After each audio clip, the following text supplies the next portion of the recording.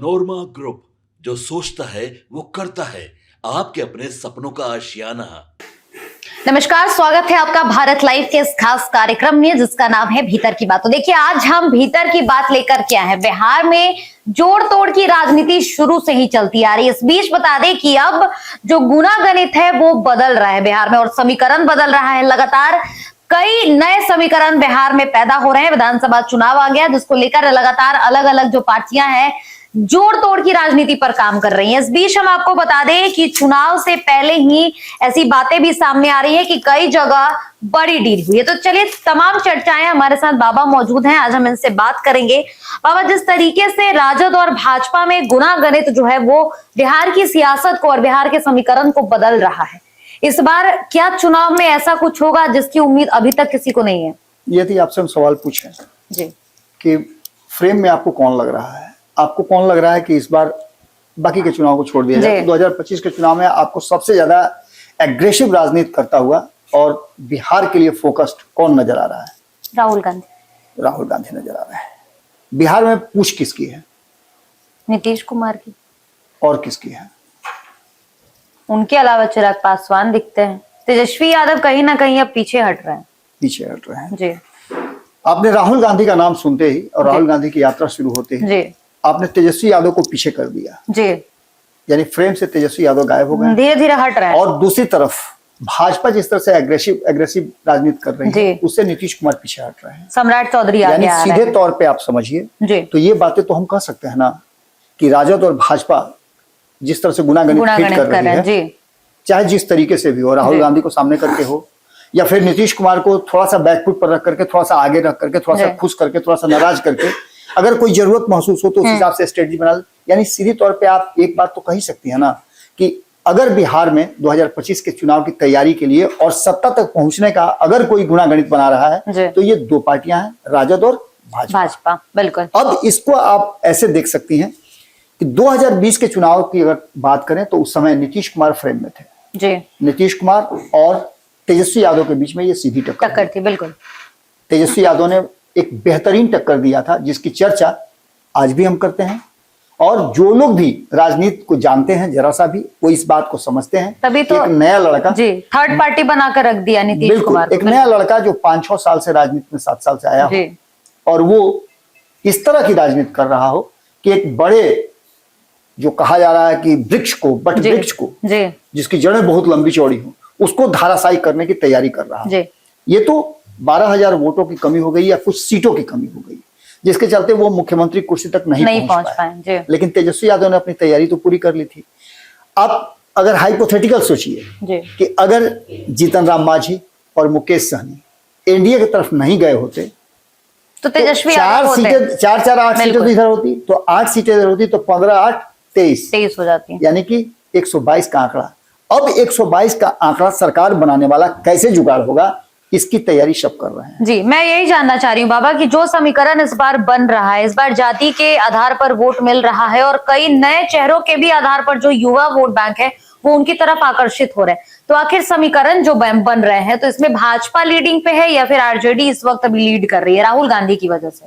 आप लोगों ने, हम लोगों ने मिलकर के जितनी भी अब तक सर्वे रिपोर्ट आई है उस पर चर्चा किया है। हमारी टीम का अपना जो आकलन है उसके आधार पर भी किया है। खुद संपादक नमन मिश्रा जी अब तक 40 से 50 विधानसभाओं का दौरा कर चुके हैं और उन्होंने जो फीडबैक दिया पटना से लेकर के, बिहार से लेकर के दिल्ली तक की, वो सारी बातें हम लोगों ने अपने दर्शकों को, अपने बिहार के लोगों को बताया है। जो हमारे सामने स्थिति है, उस स्थिति को समझने के लिए सबसे पहले हमको उन समीकरणों को जोड़ घटाव करने से पहले, गुणागणित बैठाने से पहले हमें 2020 में जाना पड़ेगा। तो 2020 के आंकड़े अगर आपके पास हैं तो उन आंकड़ों के हिसाब से आपको पता है कि किसको कितनी सीटें आई। बिल्कुल। राजद सबसे बड़ी पार्टी बन के आई थी, 75 सीटें। हम शुरू करते हैं यहीं से। राजद 75 सीट जीत करके आई थी और उसने इस 5 सालों में अपना कुनबा बढ़ाया था। आपको याद होगा कि AIMIM को उसने अपनी पार्टी में मिलाया था। बिल्कुल। उसके 5 में से 4 विधायक जो हैं वो राजद का नाम थाम लिए थे। तो ये संख्या हो गई थी 79। एक समय था कि इसको मात देने के लिए जब वो 75 पर थी तो भारतीय जनता पार्टी ने भी एक बड़ा गेम प्लान किया था और 4 जो विधायक थे उनको अपने पास लाया, वीआईपी के, जो उनको अपने, उसमें से 3 बचे हुए जो विधायक थे उनको अपने पाले में लाया। तो 74 उसकी संख्या थी 74 और 3 जोड़ लिए तो 77 हो गया था, यानी राजद से बड़ी पार्टी हो गई जी। लेकिन फिर राजद ने एक बड़ा गेम किया और उसने फिर से उन 4 सांसदों विधायकों को मिलाकर के 79 का आंकड़ा पार किया।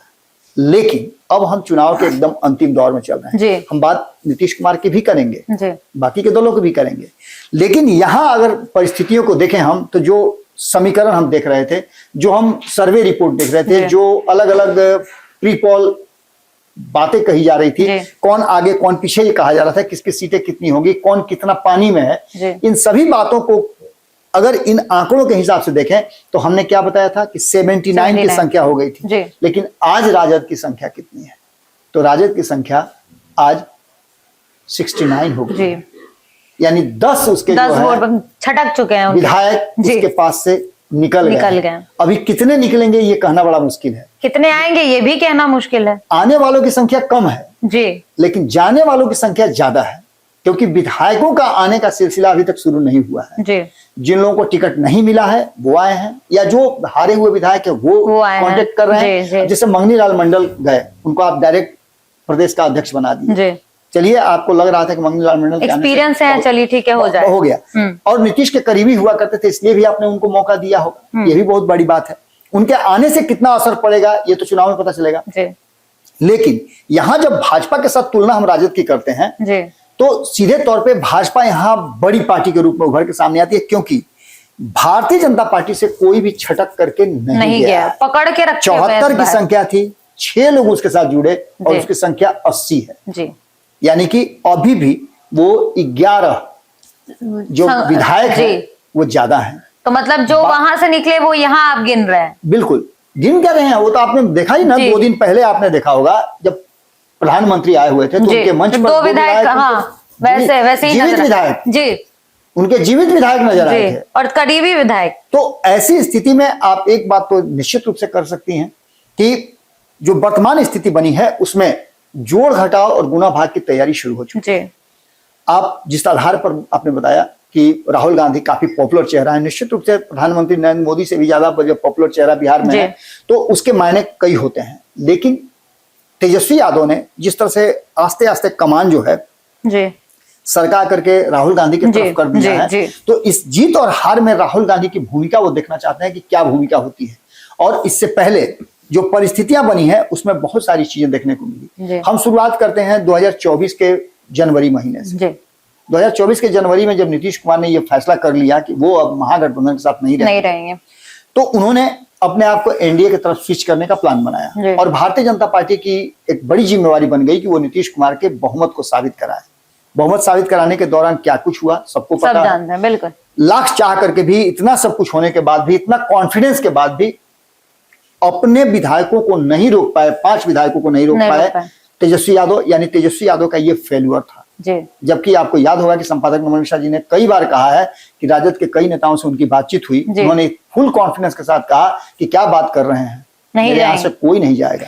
और उन्होंने तो सबको हाईजैक ही एक तरह से कर लिया था, रख दिया था अपने पास। बात मेरी भी हुई थी बात मेरी भी हुई थी और मुझसे भी बात हुई, तो उसमें भी काफी कॉन्फिडेंस था और हमारी बातों को पूरी तरह से निरस्त कर दिया गया था। परिणाम आपको पता है क्या हुआ।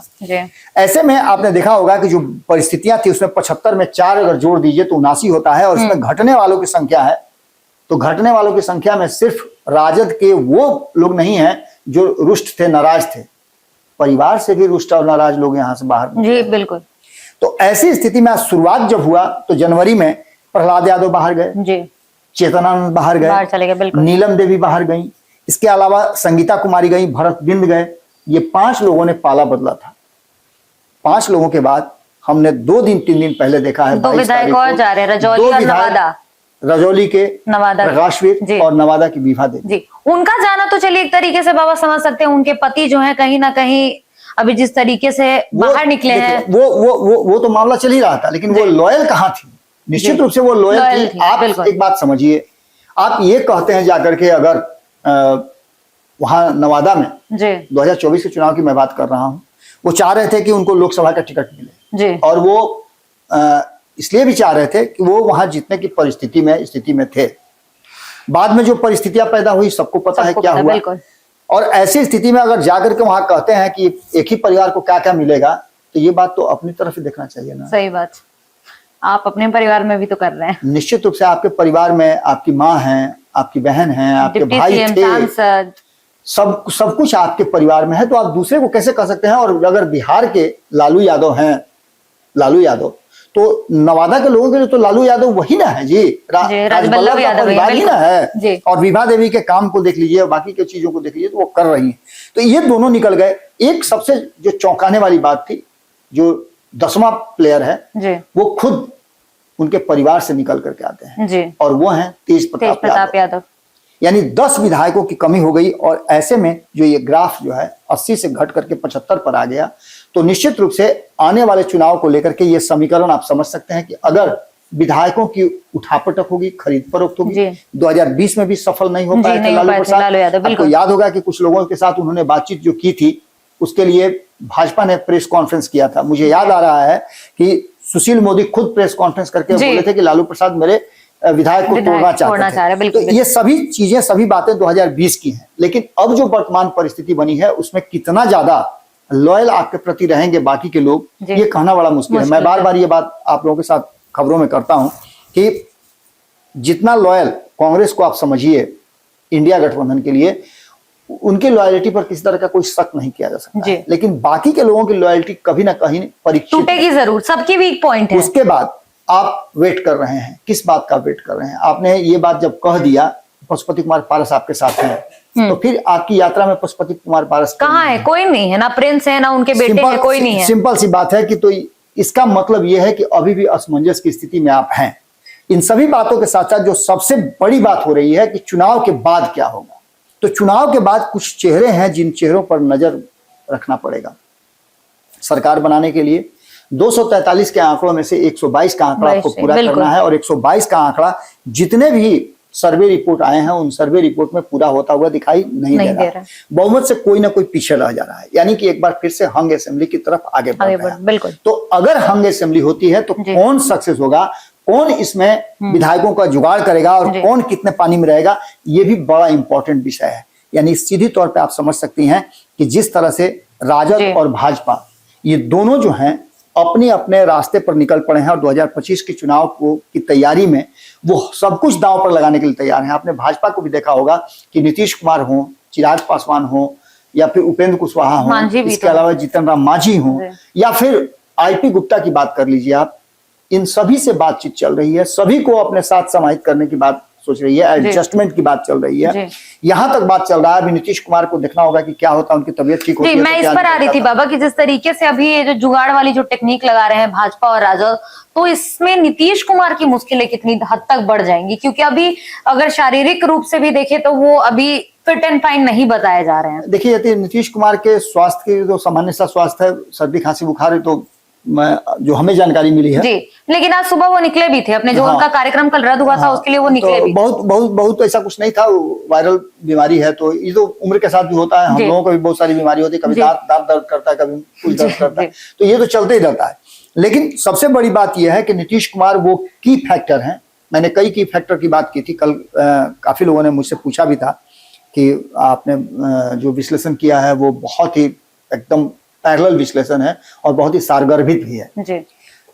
कहीं से वायस नहीं है और पूरी तरह से आपने किया है। आज भी मैं वही बात कह रहा हूं कि जब चुनाव हो जाएगा, परिस्थितियां जो रहे, यदि हम लगातार माइक्रो लेवल पे अपनी जो है पड़ताल कर रहे हैं, कहाँ क्या होगा, हमारे सूत्र जो है एकदम अंदर तक जाकर के कोशिश कर रहे हैं ये पता करने की कि किस दल में क्या चल रहा है। बिल्कुल। इन सब के बावजूद आपको बता दें कि परिस्थितियां चाहे जो भी रहे, गठबंधन का स्वरूप चाहे जितना इधर उधर हो जाए, बदल जाए, नए आ जाए, पुराने आ जाए, लेकिन फैक्ट यही है कि किसी भी परिस्थिति में किसी का भी गठबंधन से सरकार बनाता हुआ नहीं दिखाई दे रहा। अब आगे जनता का मूड मिजाज क्या होगा वो अलग बात है, लेकिन आज तक जो हमारे पास फीडबैक आया है और हमारी टीम ने जो सर्वे करके पांचों टीम ने हमारी भेजी है, उसका सीधा नटसेल में यह आता है कि कहीं भी सरकार बनती हुई दिखाई नहीं दे रही है। हर जगह लोगों के मन में जनता भी अब पार्शियल हो गई, बिल्कुल असमंजस की स्थिति है और प्रशांत किशोर को लेकर के एक तरफ मन कर भी रहा है जी। जिसे नहीं होता है कि आपको लेना भरोसा करना चाह रहे लेकिन हो नहीं रहा है। लगता यही है जनता को कि ये भी तो वही करेंगे। आप जब जाती हैं किसी भी शॉप में सूट खरीदने के लिए, अब जैसे इसी समय आप राखी में गई थी सूट खरीदने के लिए, तो आप गई तो पहले तो यहाँ वीडियो में देखा गया कि हाँ ठीक है, ये ठीक है, वो ठीक है, बिल्कुल। लेकिन जब आप शॉप पे गई तो आप 2 ठो खरीद के ले आई। खरीदना तो एक ही था। अब दो आ गया। अब मन नहीं माना तो क्या करें। तो चलिए, तो पसंद आ गया तो 2 खरीद ली। सही बात है। ये ऐसी चीज है ना कि अंतिम समय में जब आप पोलिंग बूथ पे जाते हैं, आपके उंगली में जब कालिख लगता है, मैं उसको कालिख ही कहता हूं, जब उंगली आपकी काली की जाती है तो आप जाकर के जैसे ही उस उंगली से ऐसे बटन पर दबाती हैं तो आपका हाथ खींच करके चला आता है जो आप जिसके प्रति आप हाँ, मतलब जिसको देना है जी, उस समय समझ में नहीं आता। कुछ भी हो सकता है, जाति भी हो सकता है, संप्रदाय भी हो सकता है, व्यक्ति भी हो सकता है, आपका थॉट भी हो सकता है, कुछ भी हो सकता है, मेंटल वो है उसका। लेकिन वो उस समय जाने के बाद आप अचानक से आपका मन बदलता है। जी, लोकसभा में मेरे साथ हुआ था, मैं गई थी देने कहीं और, देकर आई कहीं और। बिल्कुल, मैंने भी इन चीजों को महसूस किया है। सोच के जाता हूँ कि ये करना है, ऐसे करना है, लेकिन हो कुछ और जाता है, क्योंकि वहां सीधे 14 करोड़ लोग नजर आते हैं। तो हम तो उसी आधार पर वोट करते हैं।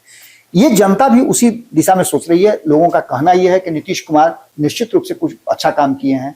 तेजस्वी यादव को लेकर के लोगों का कहना है कि अभी उनको सीखना पड़ेगा जी। बहुत सारी बातें हैं और ये बातें साफ नजर आ रही हैं कि आपके पास एक आंकड़ा अगर आ गया तो आप उसको बचा करके कितना रखते हैं, ये ज्यादा महत्वपूर्ण है। कभी आप लालू प्रसाद को हटा देते हैं अपने फ्रेम से, कभी लालू प्रसाद को लेकर आ जाते हैं, यानी कि आप में असमंजस की स्थिति है। आप जो स्ट्रेटजी बना रहे हैं उस स्ट्रेटजी को बनाने वाले कई लोग हैं, लेकिन कई लोगों से वायस होकर के आप स्ट्रेटजी बनाते हैं। ऐसी स्थिति में आप ग्लोबल या फिर कहा जाए कि कॉमन लीडर नहीं हो सकते, माइक्रो लेवल पे जा रहे हैं आप। बिल्कुल। तो इन सारी परिस्थितियों को लेकर के जो सरकार बनाने के लिए जुगाड़ की बात होगी, जो नंबर की बात होगी, उस नंबर में अब तक पिछले 11 सालों से हम देख रहे हैं कि भाजपा आगे आगे चल रही है। भाजपा उस पर अपना कमांड करने की कोशिश कर रही है। इस बार क्या होगा ये कहना बड़ा मुश्किल होगा, क्योंकि ये बिहार है। बाकी देश की अलग भूमिका होती है और बिहार की भूमिका अलग होती है। बिहार में कहा जाता है, लालू प्रसाद ये नहीं कहते हैं, बिहार के हर जगह चले जाइए, हमारे यहाँ कई वीडियोज आए हैं जिसमें आप देखिएगा कि वो गांव में अंतिम पायदान पर बैठा हुआ किसान वो भी उड़ती चिड़िया को हल्दी लगाता है। अपने बदन पे कपड़ा भले नहीं पहनेगा, लेकिन आप वहां जाइए तो उसके पास ज्ञान का भंडार भरा है। बिल्कुल। ऐसी स्थिति में आप समझ लीजिए कि बिहार की जनता को समझना पड़ेगा। लालू ने समझ लिया था, नीतीश ने समझ लिया था, अब समझना है तेजस्वी यादव को, राहुल गांधी को, प्रशांत किशोर को और चिराग भी हैं, कई लोगों को। चिराग पासवान ने भी बहुत हद तक समझने की कोशिश की है। अब समझने वाली बात है कि और सबसे ज्यादा समझना अगर किसी को है तो वो भाजपा को समझना है। बिल्कुल देखना होगा कि क्या कुछ निकल के आता है। लेकिन जो गुणा गणित की बात है उसमें ग्राफ किसका बड़ा है, हम चाहेंगे कि लोग बताएं कि किसका आखिर किसका बड़ा है। जी धन्यवाद बाबा। तो देखिए आज चर्चा हो रही थी और भीतर की जो बात है, इंटरेस्टिंग जो बात है वो हम करने के लिए बैठे थे। और जिस तरीके से इस बार विधानसभा चुनाव को लेकर राजद और भाजपा यानी कि आरजेडी और बीजेपी इस बार गुना गणित बिठा रही है, इसमें नीतीश कुमार का स्टैंड क्या होगा, नीतीश कुमार किस तरीके से चुनाव को लेकर तैयारियों में है, ये आने वाला समय बताएगा। और जो परिणाम स्वरूप सामने आएंगे वो तो जनता है, जनता जनार्दन है, जनता वोट देगी और जनता ही सरकार बनाती है। तो जैसा कि बाबा ने कहा, हम चाहेंगे कि हमारी जो जनता है वही कमेंट करके हमें जरूर बताए कि आपके हिसाब से जो ये गुणा गणित बैठ रहा है, जो ये जुगाड़ वाली टेक्निक लगाई जा रही है, इसमें आगे कौन बढ़ रहा है। फिलहाल इस कार्यक्रम में इतना ही। आपके सपनों को हमने सजाया है, ई होम्स पैनोरामा को हमने बनाया है। ई होम्स मेरा एक सपना था जिस पे मैं पिछले 4 साल से काम कर रहा था। हमने जो बनाया है वो सबने है माना। ई होम्स पैनोरामा में हो आपका भी आशियाना। और फाइनली हमने 2021 में इस प्रोजेक्ट को लॉन्च किया। बहुत लोग अप्रिशिएट कर रहे हैं कि पूर्णिया जैसे शहर में, बिहार के, एक तो बिहार की बात करें उसमें भी पूर्णिया जैसे छोटे जगह में इस तरह का लाइफस्टाइल देना, ये सुन के हम लोगों को बहुत अच्छा लगता है। ई होम्स में हमने कुछ और भी किया है, जैसे हम जिस जगह में रह रहे हैं हमारे फैमिली सिक्योर हो, उनको सिक्योरिटी का ध्यान में रखा है। आपकी सुविधा और सुरक्षा आपके लिए खास है, ये आपका विश्वास है। इसमें आर्टिफिशियल इंटेलिजेंस का 7 लेयर सिक्योरिटी का हमने इस्तेमाल किया है। लस ग्रीन कैंपस को बनाया है। यदि हमारा बाउंड्री वाल है तो वो वर्टिकल गार्डन है। ये जितनी भी फैसिलिटी होता है एक इंटरनेशनल टाउनशिप में ई होम्स है, ये हम लोग विश्वास नहीं कर पा रहे हैं। जो भी हमारे मित्र दोस्त या जो भी हमारे बाहर के बाहर आते हैं तो हम लोगों को बहुत अच्छा सुनने को मिलता है और बहुत अच्छा क्रेडिट मिल रहा है। वो सारा हमने सिर्फ एक बिल्डिंग नहीं बनाया, हमें एक बहुत अच्छा लाइफस्टाइल दिया ई होम्स में। और मेरा एक सपना था जिसको मैं आज फुलफिल होते हुए देख पा रहा हूँ। ये आपका आवास है। ई होम्स पैनोरामा में अब आपका निवास है। E homes panorama, luxurious lifestyle redefined. Panorama group, जो सोचता है वो करता है। अगर ये वीडियो पसंद आई और वह बिहार के राजनीति और बिहारियत से सरोकार रखेनी तो सब्सक्राइब बटन दबा के चैनल के सब्सक्राइब कर ली। ओजे एगो घंटी बा, ओकरा बटन दबा देला से कुल सटीक और मारक खबर रुआ मुफ्त में मिल जाई। अगर रुआ पत्रकारिता के हमनी के नया प्रयोग में सहयोग कर चाहतानी तो ज्वाइन बटन दबा दी। पेटीएम नंबर नोट कर ली 938681